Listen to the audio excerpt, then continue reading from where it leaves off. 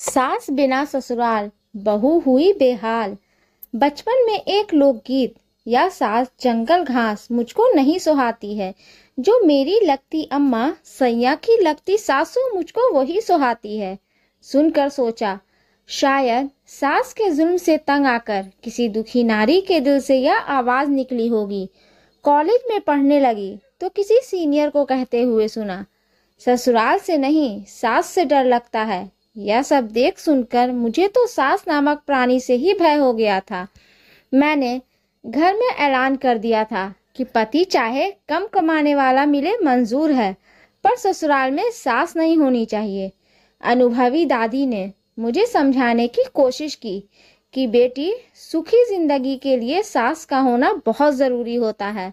पर मम्मी ने धीरे से बुदबुदाया कि चल, मेरी ना सही तेरी मुराद तो पूरी हो जाए। शायद भगवान ने तरस खाकर मेरी सुन ली। ग्रेजुएशन की पढ़ाई खत्म होते ही मैं सास विहीन ससुराल के लिए खुशी खुशी विदा कर दी गई। विदाई से वक्त सारी सहेलियां मुझे बधाई दे रही थी, यह कहते हुए कि हाय कितनी लकी है तू, जो ससुराल में कोई झमेला ही नहीं, राज करेगी राज। लेकिन रियल जिंदगी में ऐसी बात नहीं होती है। सास यानी पति की प्यारी और तेज तर्रार माँ का होना एक शादीशुदा स्त्री की जिंदगी में बहुत मायने रखता है। इसका एहसास सबसे पहले मुझे तब हुआ जब मैंने ससुराल में पहला कदम रखा। ना कोई ताना, ना कोई गाना, ना कोई सवाल और ना ही कोई बवाल। बस एंट्री हो गई मेरी, बिना किसी झटके के।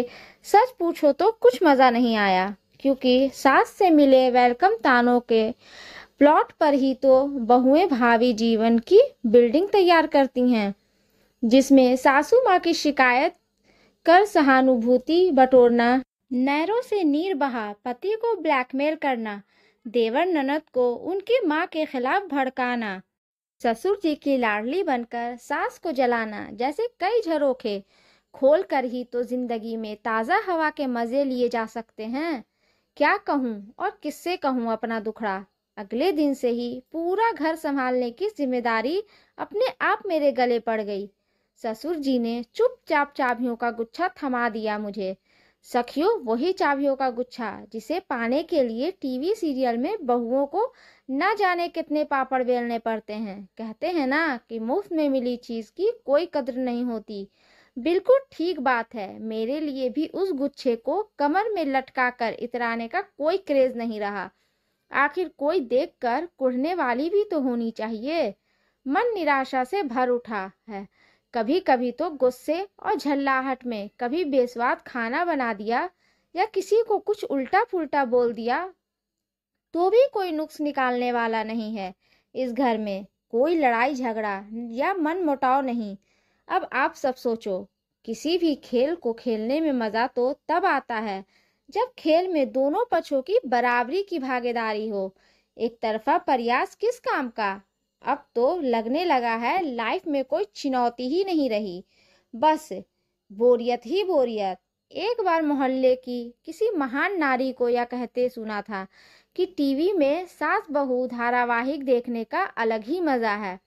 सास बहू के बीच गए दांव पेच देखना सीखना और एक दूसरे पर व्यवहार में लाना सचमुच जिंदगी में रोमांस भर देता है।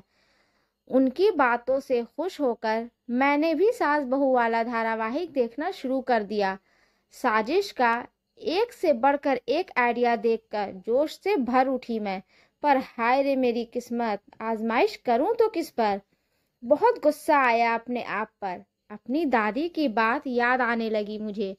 उन्होंने मुझे समझाने की कोशिश की थी कि बेटा, सास एक ऐसा जीव है जो बहू के जीवन रूपी स्वाद में चाट मसाले का भूमिका अदा करता है, जिससे पंगे लेकर ही जिंदगी जायकेदार बनाई जा सकती है। काश उस समय दादी की बात मान ली होती तो मजबूरन दिल को या ना गाना पड़ता। ना कोई उमंग है, ना कोई तरंग है। मेरी जिंदगी है क्या सासू बिना बेरंग है। मायके जाने का भी दिल नहीं करता। अब तो क्या जाऊं, मुझे मजबूरन गुमसुम बनकर सबकी बातें सुननी पड़ती है। बड़ी दादी बता रही थी कि कैसे उनकी सास ने एक दिन चाय में कम चीनी डालने पर टोका तो दूसरे दिन से किसी तरह उनको चाय में डबल चीनी मिलाकर उन्होंने उनका शुगर लेवल बढ़ा दिया। लो अब पीते रहो बिना चाय की चीनी जिंदगी भर। मूवी देखने की शौकीन दूसरी बहन ने कहा कि मैंने तो अपनी सास को सिनेमा घर में मूवी देखने का चस्का लगा दिया है। ससुर जी तो जाते नहीं हैं तो एहसान जताते हुए मुझे ही उनके साथ जाना पड़ता है मूवी देखने। फिर बदले में उस दिन रात को खाना सासू अम्मा ही बनाती सबके लिए तथा ससुर जी बच्चों का होमवर्क करवाते हैं। यह सब सुनकर मन में एक टिस सी उठती कि काश ऐसा सुनहरा मौका मुझे भी मिला होता। अब कल की ही बात है, मैं किटी पार्टी में गई थी। सारी सहेलियां गपशप में व्यस्त थीं। बात फिल्म फैशन स्टाइल से शुरू होकर अतः पति बच्चों और सास पर आ टिकी। 4 वर्षीय बेटे की माँ मीनाक्षी ने कहा, भाई मैंने तो मम्मी जी से एक्सचेंज कर लिया है बेटों का। अब उनके बेटे कि मैं संभालती हूँ और मेरे बेटे को मम्मी जी। सुनकर कुड़ गई मैं। आरती ने मेरी तरफ तिरछी नजर से देखते हुए मुझे सुनाते हुए कहा, सुबह पति और ससुर जी के सामने मैं अपनी सास को अदरक और दूध वाली अच्छी चाय बनाकर दे देती हूँ और फिर उनके ऑफिस जाने के बाद से घर के कई छुटपुट कार्य जैसे सब्जी काटना, आटा गूंदना, चटनी बनाना, बच्चों को संभालने में दिन भर इतना व्यस्त रखती हूँ कि उन्हें फुर्सत ही नहीं मिलती कि मुझे में कमी निकाल सकें। शाम को फिर सबके साथ गरम गरम चाय और नमकीन पेश कर देती हूँ बस। उसके इतना कहते ही एक जोरदार ठहाका लगाया सारी सखियों ने। बात खास सहेलियों की जाए तो पता चला सबने मिलकर व्हाट्सएप पर एक ग्रुप बना रखा है जिसका नाम है सासू माँ, जहाँ सास की खट्टी तीखी बातें और उन्हें हराने की तरीके एक दूसरे को सेंड किए जाते हैं जिससे बहुओं के दिल और दिमाग में दिन भर ताजगी बनी रहती है। पर मुझ जैसी नारी को उस ग्रुप से भी दूर रखा गया अछूत की तरह। पूछने पर कहती हैं कि ग्रुप का मेंबर बनने के लिए एक अदद सास का होना बहुत ज़रूरी है। मजबूरन मन मसोस कर रह जाना पड़ा मुझे। अपनी की गई गलती पर पछता रही हूँ मैं। मुझे यह अनुभव हो चुका है कि सास गले की फांस नहीं बल्कि बहू की सांस होती है। बात समझ में आ गई मुझे कि सास बहू दोनों का चोली दामन का साथ होता है। दोनों एक दूसरे के बिना अधूरी और अपूर्ण हैं। कभी कभी दिल मचलता है कि काश मेरे पास भी एक तेज तर्रार, दबंग और भड़कीली सी सास होती।